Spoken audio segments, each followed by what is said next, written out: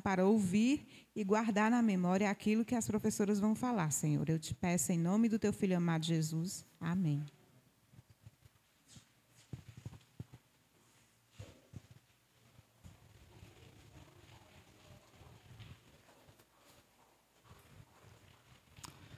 A gente sabe que está alto, não está? Eu já falo alto. É um desafio sempre que você vem até aqui à frente, né? E hoje, acredito eu que os irmãos estão aí com um texto, irmão, mas antes de eu ir para o texto, eu queria ler um versículo que se encontra em Mateus, capítulo 16, versículo 18, para poder eu chegar até a carta de Paulo, carta de Pedro, onde ele escreve, né? Mas aqui ele recebe uma recomendação pela pessoa de Jesus, em Mateus capítulo 16, versículo 18, aonde Jesus, ali junto com os seus discípulos, Jesus tem um diálogo com todos eles, mas principalmente com a pessoa de Pedro. Jesus se aproxima de Pedro e tem essa conversa com Pedro, falando a seguinte mensagem: também eu te digo que tu és Pedro, e sobre esta pedra edificarei a minha igreja, e as portas do inferno não prevalecerão contra ela. O Senhor Jesus tem um diálogo, tem uma conversa com a pessoa de Pedro, e o que é interessante é que Pedro aqui recebendo essa mensagem, recebendo uma recomendação do próprio Deus, falando onde ele vai ser uma pessoa importante, uma pessoa que vai ali iniciar a sua igreja. Não quando a gente se coloca nome, não Igreja Batista, não Assembleia de Deus, não Igreja Católica, mas a Igreja de Deus. E a Igreja de Deus, ela tem que ter umas características, ela tem que ter uma diferença para você entender e compreender qual é a vontade que Deus quer que cada um de nós seja transformado nessa igreja para poder assim servi-lo. E depois de um certo tempo, depois de muito tempo, o próprio Pedro agora ele escreve a carta que está lá em 1 Pedro capítulo 2. Mas antes da gente passar para lá, vamos agradecer ao nosso Deus. Querido Deus, graças te damos, porque o Senhor é bom todo o tempo. Queremos te pedir nessa noite que o Senhor venha falar aos nossos corações. Senhor, seja comigo, seja com cada irmão que está aqui presente, para que o que eu não puder passar, que o teu Santo Espírito esteja falando aos corações de cada um. Nos ajuda e toma de conta de cada um de nós. Pois é em nome do teu Filho que eu oro e te agradeço. Amém. Pois agora eu convido os demais irmãos a abrir agora em Pedro. Pedro, depois de ter recebido uma recomendação da pessoa de Jesus Cristo, o próprio Deus, acredito que se fosse um de nós, pelo menos se fosse eu, imagina aí o orgulho, a soberba que ia subir, porque o próprio Deus chegando para mim e falar assim: José Carlos, você agora é quem vai representar a igreja de Deus. Vixe Maria, eu acho que quando eu olhasse para algum dos irmãos, espera aí que eu represento a igreja, se acalme. Não toque em mim não, porque eu represento a igreja. E isso foi uma recomendação pelo próprio Deus. Pedro, para algumas pessoas que dizem que Pedro é um primeiro papa, que diz que Pedro é a pessoa mais importante, que Pedro é a pedra fundamental, Pedro agora começa falando uma coisa bem importante para mim e para você. Ele começa falando assim: despojando-vos, portanto, de toda maldade, e dolo, e hipocrisia, e inveja, e de toda sorte de malicência. Desejai ardentemente, como criança, recém-nascido, o genuíno leite espiritual, para que por ele vós seja dado o crescimento para a salvação. Pedro agora não se orgulha, mas agora Pedro tem um diálogo com cada um de nós, falando assim: olha, agora que você reconheceu que você faz parte da igreja de Deus, agora que você reconheceu que você é uma criatura separada, que você é alguém especial, o qual Deus te escolheu, você tem que desejar, igual uma criança como deseja o leite. Você tem que desejar buscar na palavra de Deus, você tem que desejar servir ao nosso Deus. Mas o que é interessante é que muitas vezes a gente não entende o que o Senhor quer falar aos nossos corações.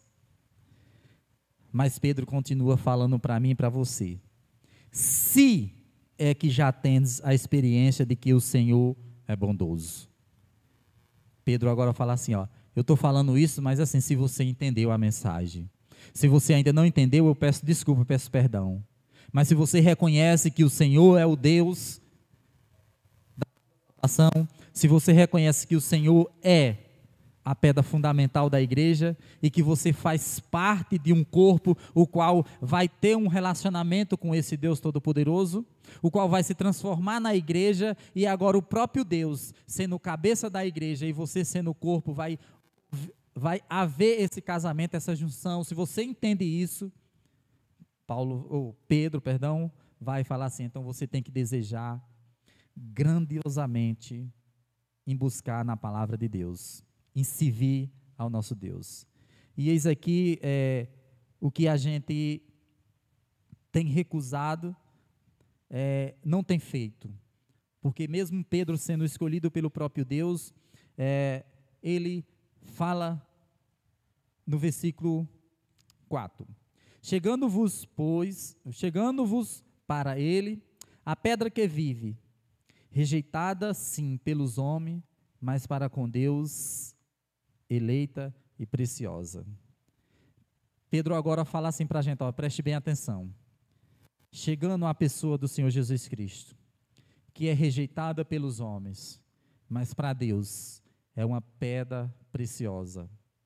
Pedro agora está aqui nesse versículo afirmando que ele, segundo a mensagem lá atrás, ele não é a pedra fundamental. Aonde o próprio Jesus fala assim, Pedro, eu te digo que tu és Pedro, mas sobre a tua pessoa eu vou edificar a minha igreja, sobre tu eu vou colocar um trabalho, eu vou colocar algo para você fazer, e é isso que a gente tem que entender. Nós fazemos parte da igreja, mas nós temos que fazer algo, e foi o que Pedro começou a fazer. Eu não tenho que entender que eu quero tomar o lugar de Deus, que eu sou um Deus Todo-Poderoso, porque eu não sou nada.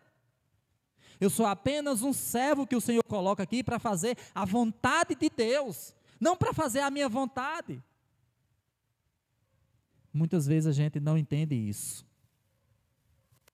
Mas ele fala, também vós mesmos, como pedra que vive, sois edificada casa espiritual, para ser de sacerdócio santo, a fim de oferecer sacrifício espiritual agradável a Deus, por intermédio de Jesus Cristo. Agora Pedro explica claramente qual foi a mensagem que o Senhor passou para ele. Quando o Senhor olha para ele e fala assim, Pedro, tu agora és Pedro, mas sobre ti eu vou edificar a minha igreja. E agora Pedro passa essa mensagem para nós. Agora ele fala assim, preste bem atenção, você também faz parte, você agora também é uma pedrinha, pequeninha, que junto com os seus irmãos vai se juntar à casa de Deus. Mas para quê? Tem um propósito. E qual é esse propósito que tem? Que você é pedra que vive, mas que é edificada a casa espiritual, para ser sacerdócio santo, a fim de oferecer sacrifício espiritual agradável a Deus, por intermédio de Jesus Cristo. Você não está aqui na igreja para fazer algo que venha engrandecer o seu ego. A ideia de você estar aqui e de fazer parte do corpo de Cristo é justamente para oferecer sacrifício ao Senhor. Muitas vezes a gente esquece desse detalhe. A igreja, ela tem uma parte muito importante, né, que é fazer o papel mesmo da igreja, e muitas vezes a gente esquece, não damos valor àquilo que o Senhor tem passado para nós. Não me preocupo de chegar na igreja e realmente entender e compreender que eu faço parte dessa igreja, que eu tenho que oferecer um sacrifício a Deus, mas um sacrifício ao qual o Senhor se agrade. Ele fala no versículo 6, no 6, pois isso está nas Escrituras, eis que ponho em Sião uma pedra angular, eleita e preciosa, e quem nela crê não será de modo algum envergonhado.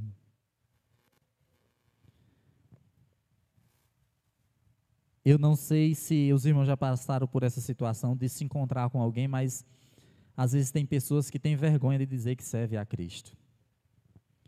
Mas elas se envergonham porque elas não estão servindo a Cristo. Quando você entende e compreende que você está servindo a Deus, meu irmão, as coisas mudam dentro do seu coração. Você tem prazer. Você quer estar junto com os irmãos, servindo a Deus. Porque já não é mais você que vive, agora Cristo vive em você. Mas muitas vezes esquecemos dessa parte.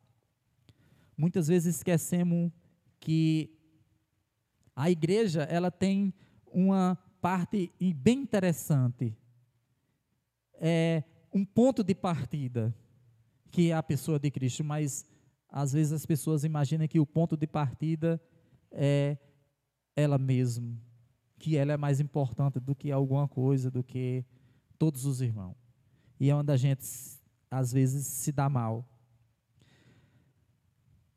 O versículo 7 fala assim a mensagem: para vós outros, portanto, os que credes,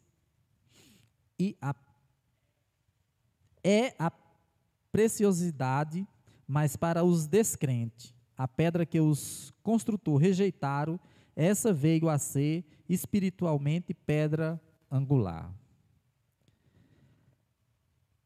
E pedra de tropeço e rocha ofensa. São estes os que tropeçam na palavra, sendo desobediente para os que também foram postos. Aqui está falando sobre os que não crê, mas muitas vezes a gente entende que tem pessoas na igreja que diz que creu, mas conforme as suas reações a gente sabe que ainda não creu, que ainda não entendeu e compreendeu qual é a mensagem de Deus, qual é o propósito de Deus. Interessante é que dentro da igreja, cada um tem um papel, tem uma função, e a gente escreve. E o papel e a função, ela se encontra no versículo 9. Muitas vezes eu, José Carlos, esqueço disso, você esquece disso. O versículo fala assim: Pedro, depois de ter passado por lá, quero que vocês lembrem que Pedro estava lá atrás quando o Senhor Jesus Cristo fala com ele: Pedro, tu és Pedro, mas sobre a tua pessoa eu vou te passar uma tarefa, você vai ser agora uma pedra fundamental na igreja. Vou edificar a minha igreja na tua pessoa, você vai começar a minha igreja. As portas do inferno não vai prevalecer sobre você, mas porque é Jesus Cristo que está edificando. Agora o próprio Pedro fala assim, que nós, porém, somos uma raça eleita, um sacerdócio real. Fala que nós somos uma nação santa, um povo de propriedade. Interessante que essa palavra propriedade aqui é bem rica e bem conhecida no meio da gente. Acredito eu que, vamos fazer uma ilustração, o Willis tem uma moto o qual ele adquiriu e automaticamente a gente olhando, o Willis sabe que a moto dele, ele adquiriu e é uma propriedade de Willis. Interessante que sabe o que o Willis vai fazer com essa moto, porque é dele? Ele vai meter um bujão de leite maior do que ele em cima da moto, ainda vai subir na moto e vai usar a moto até a moto se acabar, porque é uma propriedade dele. Você e eu somos propriedade de Deus, mas não fazemos nada em favor de Deus. Não fazemos absolutamente nada. Mas você adquire alguma coisa e quer usar até o último suspiro daquilo que você adquiriu. O Senhor fala que nós somos propriedade exclusiva de Deus, a fim de proclamares as virtudes daqueles que vos chamou das trevas para a sua maravilhosa luz. Nós vivíamos nas trevas, o Senhor te chama, te dá uma vida nova, e mesmo assim, você não tem feito o seu papel. Você leva mais tempo em questionar e colocar algo que vai te atrapalhar de você avançar, em vez de servir a Deus, em vez de entender que o Senhor te escolheu. E se o Senhor te escolheu, é porque Ele tinha algo especial para você. Mas ele não fala somente aqui em Pedro, não. Mas eu quero pedir que Jefferson coloque um versículo aí que se encontra em Êxodo 19, 6. Desde lá do começo, o Senhor já tinha separado o seu povo e ele já tinha separado algo para o seu povo. E às vezes a gente esquece disso. Pedro só está confirmando aquilo que o Senhor colocou. Vós sereis reino de sacerdote, uma nação santa. São estas as palavras que falarás aos filhos de Israel. Eu não sei se algum pai alguma vez já parou e falou assim: meu filho, você é uma pessoa importante. O Senhor está mandando você falar isso para os seus descendentes. Você está servindo a um rei. Então, automaticamente, você é uma pessoa especial. Eu não sei se você já chegou para o seu filho e falou isso. Eu não sei se você já entendeu que você faz parte desse reino. A gente esquece disso.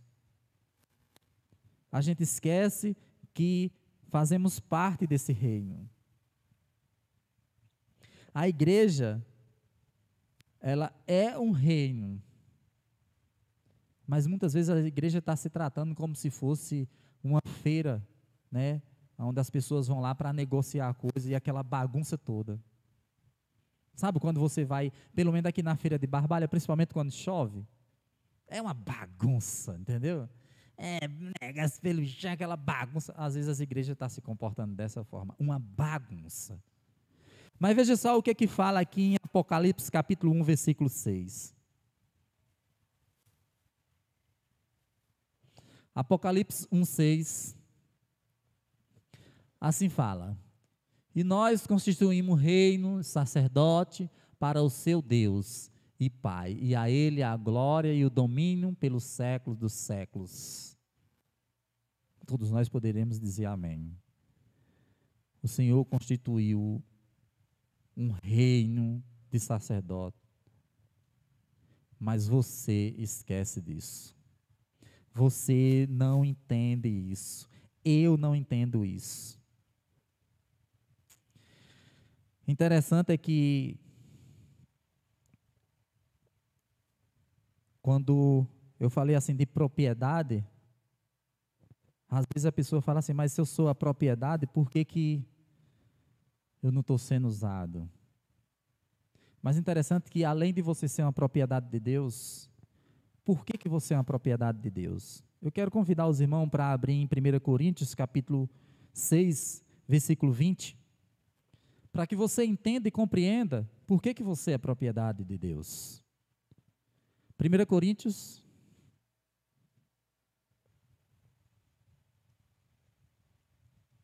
versículo 6, capítulo 20. Assim fala a palavra de Deus: porque foste comprado por preço, e agora, pois, glorificais a Deus no vosso corpo. O Senhor não pegou você de graça. O Senhor pagou você um preço alto. Jesus foi para a cruz, crucificado, e todo o seu sangue foi derramado, para que o sangue dele pagasse o seu pecado. Eu esqueço disso. Você esquece disso. É por isso que a gente leva a nossa vida com tantas coisas colocando na nossa mente, com as coisas seculares, e não coloca a pessoa de Deus à frente. Esquecemos que servimos a um Deus todo-poderoso. Esquecemos do poder que Ele tem nas nossas vidas.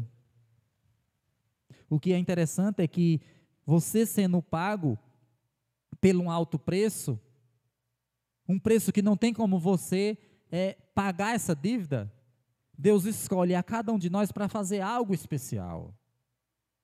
Todo mundo conhece lá em Atos dos Apóstolos, capítulo 1, versículo 8, acredito eu que todo mundo conhece um versículo, onde a própria palavra fala que desce o Espírito Santo sobre o povo de Deus. E eles vão ser o quê? Testemunha do Senhor. Tanto aqui na sua localidade, como vizinho e até os confins da terra. Deus paga um preço alto por você, porque Deus quer transformar a sua igreja numa agência missionária. Mas o que é interessante é que a gente não consegue falar de Cristo nem dentro de casa. Imagine com os nossos vizinhos. Você não consegue demonstrar que o Senhor é bom, que o Senhor te ama, que o Senhor te resgatou, que o Senhor te transformou em um rei, em um sacerdócio real. Você não consegue falar isso para ninguém. E é por isso que a igreja de Deus não cresce. Porque não conseguimos transmitir a verdade a qual o Senhor revelou para nós. É como se a gente tivesse morto. O Senhor paga um preço alto por mim. E o Senhor revela para mim assim, ó, eu te escolhi, mas você agora vai ser algo diferente. Você vai trabalhar para a minha agência. E você vai anunciar para as pessoas quem eu sou. O papel da igreja é justamente fazer acontecer a missão dentro da igreja. Muitas vezes a gente não faz. Interessante é que a igreja também tem um papel fundamental dentro da igreja, que isso depende de mim e depende de você. Quero que o Jefferson coloque aí em 1 Coríntios capítulo 12, a partir do versículo 12. Você tem que entender o significado da igreja. Para que você está aqui na igreja? Para que você veio para a igreja? O versículo 12 fala assim, porque assim como em um corpo, e um tem muitos membros, e todos os membros, sendo muitos, constitui um só corpo, assim também com respeito a Cristo. Pedro estava falando sobre ser uma pedra espiritual, onde todos se juntam e vai formar a igreja de Cristo. Agora ele está falando do corpo, que todos nós somos junto um corpo. No versículo 13, fala a seguinte mensagem: pois em um só Espírito, todos nós fomos batizados em um só corpo, quer judeus, quer grego, quer escravo, quer livre. A todos nós foi dado de beber de um só Espírito. Por incrível que pareça, as igrejas não entendem isso, que estão bebendo de um só Espírito.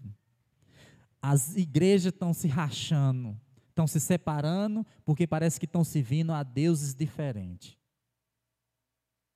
Pessoas estão se enchendo de soberba, de orgulho, e estão destruindo as igrejas. E depois quer colocar a culpa no próximo. O versículo está falando, estava aqui, mas o versículo está falando que nós somos esse corpo e tem um papel importante, porque nós somos membros um dos outros. E por incrível que pareça, o papel da igreja, dentro desses dois versículos, tem um papel interessante. A ideia de pertencer a um corpo é para que a igreja viva em comunhão. E para eu viver em comunhão com o meu corpo, eu tenho que cuidar do meu corpo. Hoje mesmo estava falando com os alunos ali e estava fazendo uma ilustração na escolinha bíblica. A pessoa mesmo quando ela, se ama mesmo, ela vai cuidar e vai zelar. A não ser que a gente seja um penitente, que queira pegar um chicote ali e ficar batendo no seu corpo. Então, uma vez que você machuca um dos irmãos, você está machucando o corpo de Cristo, o qual você faz parte. Então, tem alguma coisa estranha. Ou você faz parte ou não faz parte. Se você está querendo destruir, é porque você não faz parte desse corpo. Você tem que entender qual é o seu papel. Mas não somente a questão de ter comunhão, mas também tem uma parte bem interessante, que muitas vezes a gente esquece. Filipenses capítulo 2, versículo 3, é algo que chama a atenção. que é uma coisa que era para a gente colocar em prática todo o tempo. Nada façais por partidarismo, ou por vanglória, mas por humildade, considerando cada um o que é do outro, superiores a si mesmo. Meu irmão, quando você for fazer algo, não queira fazer algo que vai destruir o seu irmão, não. Pense do seu irmão, porque você destruindo o seu irmão, você está se destruindo também. A igreja, ela não somente anda em comunhão, mas ela tem essa preocupação de servir o seu próximo, entendendo e compreendendo que quando ele for edificado, você também está sendo edificado.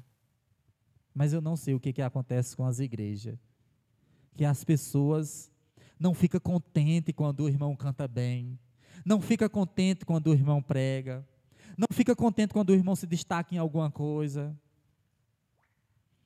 E aqui está falando, não faça por partidarismo. Não queira fazer colocando divisões. Faça olhando para Cristo, servindo a Deus. Se preocupando principalmente com o seu irmão, com o crescimento do seu irmão. Uma vez que o teu irmão vai ter um crescimento espiritual, já é um privilégio que vai ter dentro da igreja. Já vai ser uma bênção para você. Só em você saber, pronto, esse irmão ali já não vai dar mais trabalho. Aquele irmão vai ser uma benção. Por quê? Porque aquele irmão é uma benção, está crescendo espiritual. Mas aquele que não está crescendo, você fala, esse daí vai ter problema. Vai ser um problema grande para você. Deu para entender que às vezes a gente não entende. Mas não somente no sentido de ter a preocupação pelos nossos irmãos. Mas também uma coisa riquíssima. 1 João capítulo 3, versículo 16, acredito eu que a maioria também conhece esse versículo.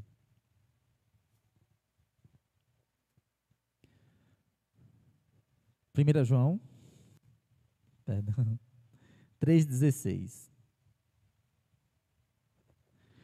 Não somente se preocupar com os nossos irmãos, mas nisto conheceis o amor. Não se preocupe só com seu irmão. Se você ama a Deus, se você conhece a Deus, aqui está falando. Se realmente você conhece a Deus, o amor, que Cristo deu a sua vida por nós, e devemos dar a nossa vida pelos nossos irmãos. Não somente se preocupar, mas ter amor.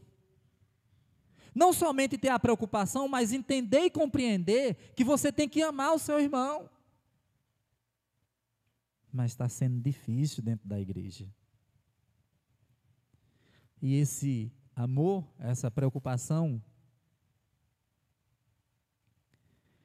tem uma coisa bem interessante, que o que é amar?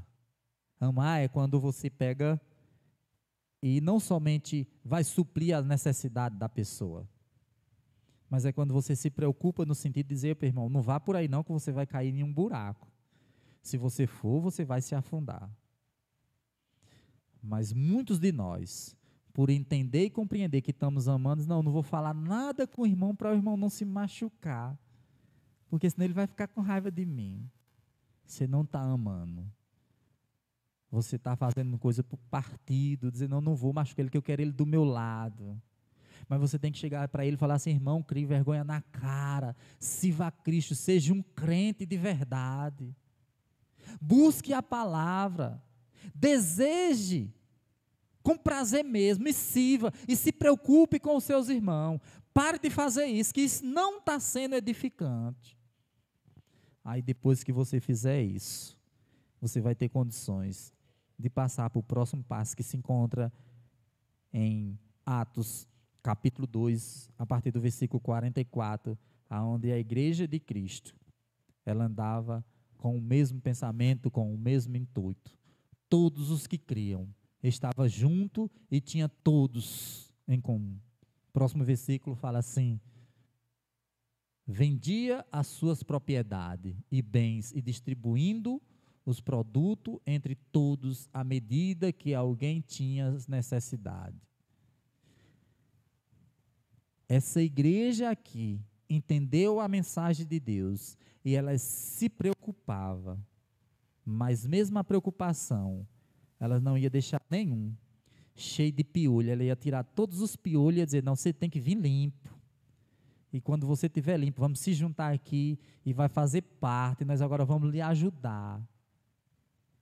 Porque é uma necessidade de todos andar com o mesmo pensamento, entendendo e compreendendo que o crescimento é para todos.